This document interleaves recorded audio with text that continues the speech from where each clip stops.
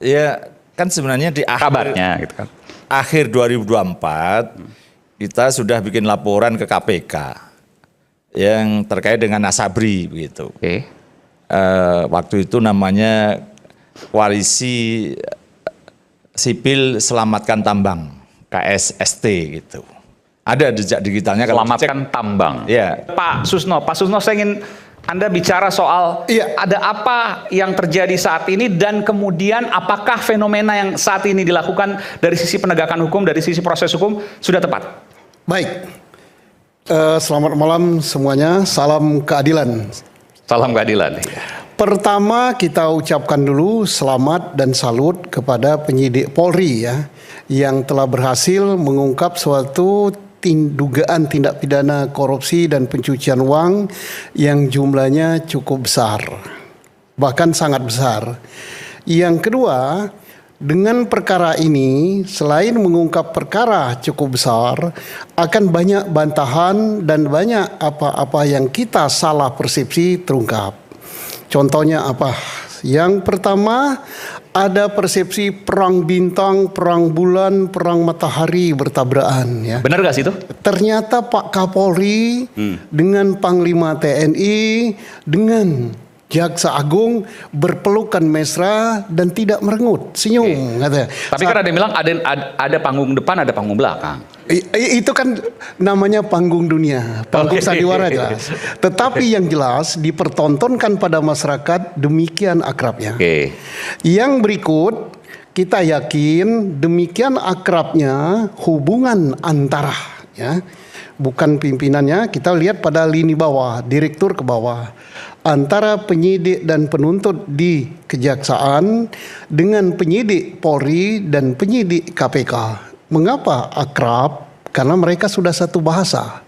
Mereka sudah mempunyai musuh yang sama, yaitu koruptor dan perbuatan korupsi. Di mana mereka dididik ini, dicandra di muka mereka lebih dari 4 tahun, yaitu di KPK. Karena pada waktu itu kita memilih yang ditempatkan di KPK, pada waktu saya pilih dari Polri, saya di Barreskrim, adalah perwira-perwira tamatan PTIK yang terbaik. Dan mereka sekarang sedang memegang fungsi yang cukup lumayan. Baik di kejaksaan maupun di kepolisian. Ya, walaupun belum jadi jam dan belum jadi kabar skrim, tapi mereka udah satu bahasa. Kita tidak tahu bahwa apakah dalam menangani perkara ini, umpan yang diberikan kepada Polri itu berasal dari kejaksaan, demikian juga umpan yang diberikan ke kejaksaan berasal dari Polri. Jadi kita harus tepis anggapan bahwa ini ada perang, nggak ada. Nah, kemudian pada saat ini juga kita dipertontonkan sesuatu yang tidak ada di hukum acara. Saya sependapat dengan Pak Mahfud. Perkara yang sedang ditangani oleh Polri, penyidikannya belum selesai, tersangka belum diperiksa, mungkin BAP penyitaan pun dan BAP penggeledahan belum selesai, sudah dikirim ke, kalau saya katakan namakan bukan dilimpahkan, dialihkan ke kejaksaan. Itu kalau kita buka di hukum acara lama maupun hukum acara baru tidak akan ketemu. Ya, tapi di KUHAP nggak ada itu ya? Nggak ada. Tetapi itu saya sependapat dengan Pak Mahfud. Nah, apakah ini bisa dibenarkan? Tergantung. Kita berikan tepuk tangan untuk Bung Boyamin Saiman. Selamat datang Bung Boyamin. Silakan Bung Boyamin. Datang Pak Boyamin. Ya. Jadi tergantung dengan rakyat. Kalau rakyat mendukung hal itu dan menganggap hal itu benar, bagus dan tepat, semua kalau rakyat mau, jadilah itu barang, maka akan sah ya. Bentar, walaupun melanggar KUHAP tapi rakyat senang, nggak apa-apa? UHAP yang dilanggar tidak ada, karena memang nggak ada pasalnya. Oh, gitu. Jadi nggak ada pasalnya. Jadi ini tidak melanggar KUHAP, tapi tepatnya tidak ada klausul ini di KUHAP gitu ya? Klausul bahwa ini tidak ada. Bisa dialihkan dari polisi ke kejaksaan. Kalau ke KPK kan ada KUHAP-nya, tapi kalau ke kejaksaan atau sebaliknya tidak ada. Karena sama-sama penyidik, sama-sama berwenang. Jadi tidak ada yang dilanggar. Tidak ada yang dilanggar, tapi tidak ada pasal yang mengatur hal itu. Oke. Dan kita yakin bahwa ini positive thinking ini karena baiknya hubungan antara lembaga kepolisian dengan lembaga kejaksaan menepis anggapan selama ini bahwa hubungan panas dinginnya, tapi tidak sekejam atau tidak sepanas perang Iran melawan Amerika, ya. Tetapi ada itu dugaan, ya. Tetapi ternyata perkara yang disidik belum selesai pun bisa dilimpahkan.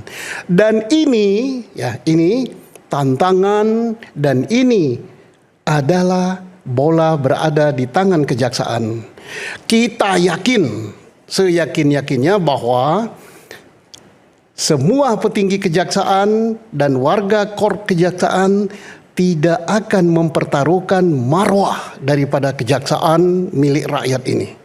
Karena apa? Taruhannya sangat besar. Manakala perkara ini tidak sampai ke pengadilan, rusaklah itu barang. Satu. Yang kedua, manakala tersangka hanya 2, maka rakyat akan kecewa. Kenapa? Pasti tersangka itu tidak mungkin lah. Nanti Pak Boyamin, Pak Pitra, orang hukum pasti jelaskan. Tidak mungkin 2. Ini kan korupsi dalam penyuapan. Ya. Kalau penyuapan, ada yang menyuap, ada yang menerima suap. Nah, perkaranya saja sudah disebutkan, perkara pokoknya 3, yaitu masalah batubara, Krakatau Steel, dan Asabri. Okay. Nah, perkara ini mencari tersangkanya gampang. Kenapa gampang? Berkasnya ada di kejaksaan. Kita ingat sekian bulan atau sekian tahun yang lalu 3 perkara ini ditangani kejaksaan. Ternyata perkara ini bermasalah. Ada korupsi di atas korupsi, nah maka berarti tersangkanya bukan yang korupsi di atas korupsi, tapi yang betul-betul melakukan korupsi di perkara batubara, korupsi di perkara Asabri, dan korupsi di perkara Krakatau Steel. Jadi minimal bertambah 3. Tapi bertambah 3 penonton masih kecewa. Pasti lebih dari itu. Nah, jadi harus tambah.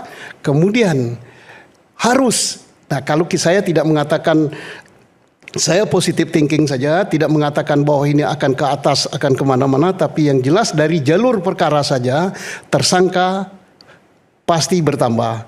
Tapi dari jalur pemain, ya pemain di lingkungan korp kejaksaan, kita positive thinking, mudah-mudahan hanya 1 ini, yaitu pemain tunggal gitu ya. Jadi kan bisa kan, bulu tangkis itu kan tidak terlalu harus ada ganda ya. Yang tidak boleh pemain tunggal itu sepak bola. Dan kita anggap aja bulu tangkis pemain tunggal gitu. Mudah-mudahan hanya 1 pemainnya. Nah, jadi ini untuk DPR dan untuk pembuat undang-undang, untuk akademisi, untuk praktisi, ini laboratorium hukum yang paling bagus sekali. Oke, Pak Susno, saya ingin tanya dulu Pak Susno. Dari 3 skenario yang disampaikan oleh Pak Mahfud sebenarnya diundang ke sini cuma berhalangan ya. Saya ingin tanya, salah satunya adalah yang paling mungkin di depan mata, pra-peradilan dan kemudian status tersangkanya lepas. Apakah itu mungkin? Sangat mungkin ya, sangat mungkin karena dan apa yang terjadi? Pra-peradilan adalah haknya seorang. Kita belum mengetahui, belum ada penjelasan di hukum apakah penyidikan yang dilakukan oleh kepolisian, penyidik Polri itu bisa di take over begitu saja menjadi hasil penyidikan yang dilakukan oleh penyidik kejaksaan. Apakah SPDP yang dibuat oleh penyidik Polri itu bisa dilanjutkan SPDP kejaksaan? Ataukah perkara ini harus di SP3 dulu oleh Polri, kemudian buka perkara baru oleh kejaksaan? Ataukah perkara ini surat perintah dimulai penyidikannya harus 2? Nah, ini PR untuk anggota DPR, berarti waktu menyusun undang-undang dulu kurang 1 klausal pasal. Apakah praktek semacam ini tidak pernah dilakukan? Pernah. Contohnya, Polri sedang menyidik suatu perkara, waktu ditangkap nampaknya dia orang sipil, tunduk pada peradilan umum. Di tengah penyidikan ternyata dia anggota militer aktif. Maka orang ini harus diserahkan kepada kepada penyidik polisi militer, yaitu peradilan militer.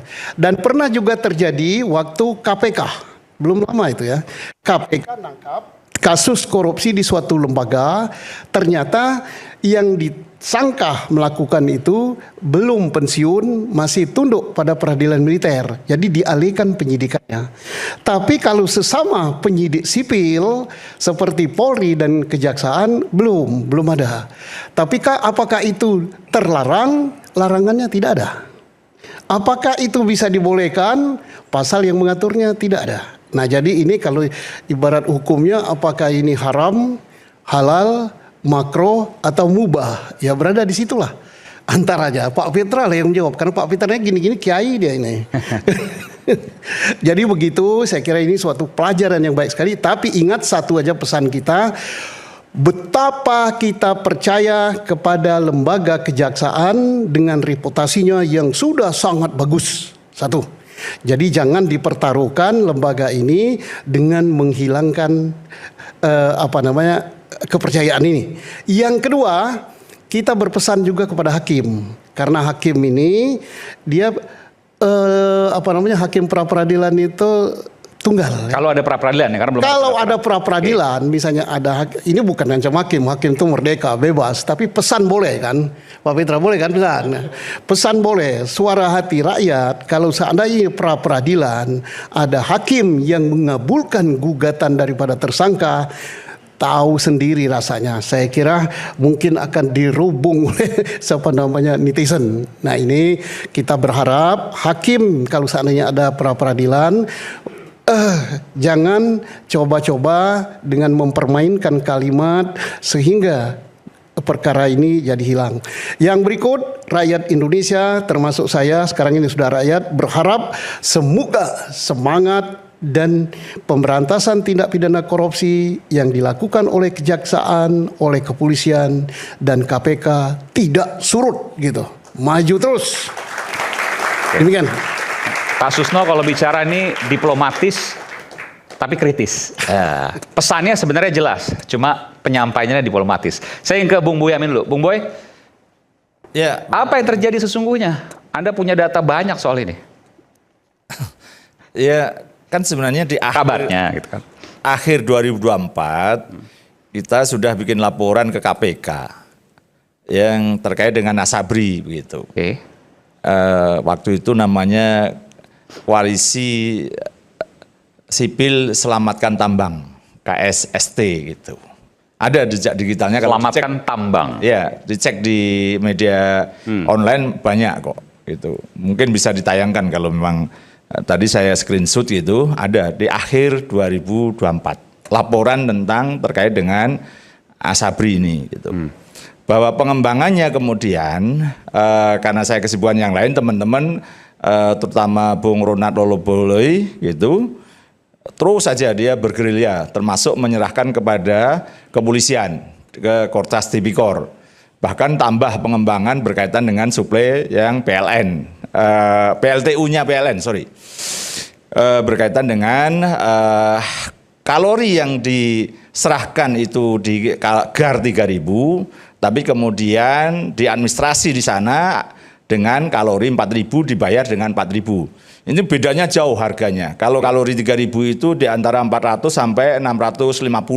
Ya, terus apa kaitannya dengan penegak hukum? Ya. Apa kaitannya dengan penegak hukum? Dalam kasus ini tersangka FA. Ya, nanti dulu. Ex-Jampitsus. Terus kemudian kalau yang kalori 4.000 itu di atas 950. Harganya gitu. Nah, diadministrasikan dengan 4.000 dibayar 4.000 oleh PLTU. Padahal jelas kalau dilacak asal-usul barang ini dari PT X di Kalimantan itu ya 3.000. Di lahat dengannya Pak Susno itu ada koridoran di sana ya 3.000 begitu, dan disuplai ke PLTU begitu. Nah, ini bisa diadministrasikan dibayar begitu karena diduga ada yang menyuruh, ada yang backingi, ada yang memanfaatkan. Nah, orang ini diduga ada terkaitan dengan Pak FA. Sehingga kemudian ya PLTU mau tidak mau harus menerima dan harus membayar dengan kalori 4.000. Nah, apakah ini pembuktiannya seperti sekuat apa begitu? Ini kan laporan dari teman-teman. Kemudian Pak Ronald itu, Bang Ronald itu Komsak namanya, Komite Koalisi Sipil Anti Korupsi. Nah, itu di pertengahan tahun 2025 berproses, kemudian ya memang penyelidikan kepolisian memang secara tertutup gitu. Memang kemudian seperti kesannya kemarin gaungnya langsung saat itu juga, terus kemudian langsung penggeledahan segala macam. Itu kalau cerita panjang bisa panjang Pak Aiman. Kenapa? Misalnya orang yang mampu membuka brankas 15 menit itu urutannya ada sebelumnya pengintaian brankas itu. Nggak mungkin tiba-tiba ujuk puter-puter dapat, nggak mungkin.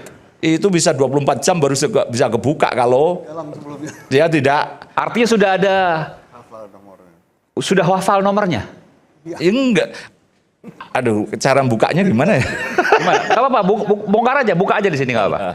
Itu bahkan ada yang bilang 26 detik, kalau videonya cuma 26 detik ya, tapi sebenarnya 15 menit. Ya, itu gimana? Pasti ada penyelidikan sebelumnya, kurang lebih gitu. Kira-kira gitulah, tapi caranya bagaimana nanti diketahui orang lain, oh cara menghindarinya bagaimana gitu kan. Jadi ada penggalangan, ada yang namanya latihan, ada pengintaian segala macam. Ya memang harus kita buka bahwa ada pernah Densus yang ditangkap. Itu yang pertama. Kedua, 2025. Ya, kedua ada seseorang yang bertengkar di sebuah hotel kemudian ditangkap polisi. Kemudian ada isu mau penggeledahan di rumahnya Pak Febri waktu itu gitu. Jadi ini rangkaiannya memang sudah panjang. Dan itu semua terkait dengan kasus-kasus ini. Ada Asabri, Krakatau Steel, lalu kemudian Batubara, atau kasus yang lain sesungguhnya.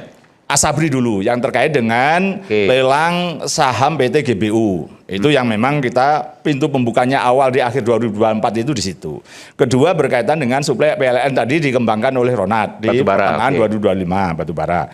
Terus kemudian itu terkait dengan pemadaman bergilir ya yang selama ini disebut. Iya, otomatis kemudian karena PLTU kita itu dapat suplai kalori rendah, lama-lama rusak ini. PLTU-nya rusak, kemudian terjadi blackout kemarin. Gitu. Meskipun loh ya, sebenarnya ini hanya 2% ini dari PTO ini. Karena hanya 2 juta sekian, sementara kebutuhan PLN se-Indonesia itu hampir 100 gitu, 100 juta metrik ton. Nah, tapi kan kemudian kan bisa dilacak. Loh, ini kan yang 4.000 ini siapa yang ternyata hanya 3.000. Nah, dilacak itulah ada orang yang kira-kira DR gitu, DR yang terkait pada posisi personifikasi dari Pak FA gitu. Jadi itu rangkaian yang dibangun oleh teman-teman penyidik kepolisian. Yang itu kedua Asabri itu dugaan pemerasan Pak Susno Malan. Jadi ada saksi yang ketakutan kira-kira nanti wah bisa jadi tersangka ini karena memang dia menadah uang dari kasus Jiwasraya dan Asabri gitu untuk dibuat properti. Nah ini dia ketakutan atau ditakut-takuti, bahasanya kan sama aja. Nah namanya dia keluar uang. Sehingga dikonstruksikan oleh kepolisian kemarin itu sebagai pemerasan. Lah kalau pemerasan berarti kan yang memberi uang tidak kena. Artinya kalau dari apa yang disampaikan oleh Bung Boyamin, ini banyak dong rangkaiannya. Banyak pula potensi orang yang akan terjerat. Jelas dan lebih dari 10 orang. Lebih dari 10 orang. Jangan dikira hanya 3 perkara, masih ada 2 perkara yang tersisa di kepolisian. Termasuk gitu. Di kejaksaan juga nggak mungkin sendirian. Iya. Kita kembali saat lagi, nanti kita akan bahas soal itu.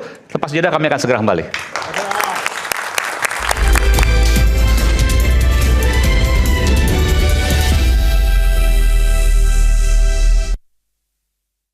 Semua udah siap. Kenapa tiba-tiba aku sakit kepala sebelah ya? Untung